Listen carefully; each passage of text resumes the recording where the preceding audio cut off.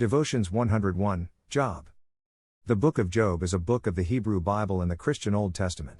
It tells the story of a man named Job who suffers severe hardships and questions the justice of God. The book begins with an introduction that describes Job as a wealthy and righteous man who is blessed with a large family and many possessions. Satan challenges Job's faith, arguing that he only serves God because he has been blessed with prosperity. God allows Satan to test Job's faith by taking away his wealth, killing his children, and afflicting him with painful sores. Job's three friends, Eliphaz, Bildad, and Zophar, come to comfort him but also try to convince him that he must have sinned and brought this suffering upon himself. Job maintains his innocence and questions why God would allow such suffering to happen to a righteous person like himself. The majority of the book is made up of poetic dialogues between Job and his friends, as well as speeches from Elihu, a younger man who rebukes both Job and his friends for their misguided ideas about God.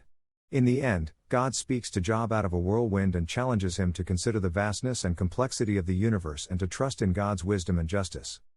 God restores Job's fortunes and blesses him with a new family, and Job is vindicated in his faith and his belief in God's sovereignty. Here are some key verses from the book of Job along with explanations. Job 1:21, Naked I came from my mother's womb, and naked shall I return there. The Lord gave, and the Lord has taken away, blessed be the name of the Lord. This verse shows Job's initial response to his suffering, as he acknowledges that everything he has comes from God and that he is ultimately dependent on God's will. It also sets the tone for the rest of the book, as Job struggles to reconcile his faith in God with the reality of his suffering. Job 2:9-10, Then his wife said to him, Do you still persist in your integrity? Curse God, and die. But he said to her, You speak as any foolish woman would speak.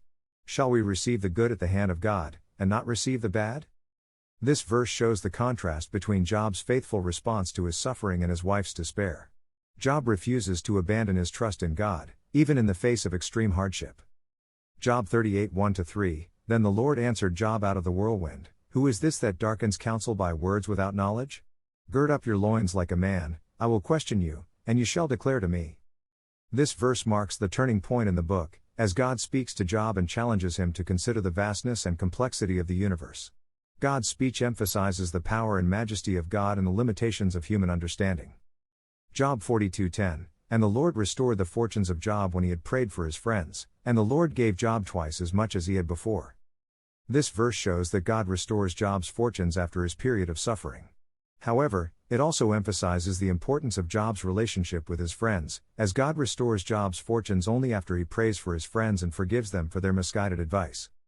Job 42:5-6, I had heard of you by the hearing of the ear, but now my eye sees you, therefore I despise myself, and repent in dust and ashes.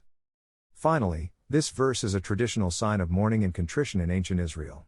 It suggests that Job is humbling himself before God and acknowledging his own limitations and mistakes. Taken together, this passage is a powerful expression of Job's faith and his willingness to submit to God's will, even in the face of great suffering and hardship.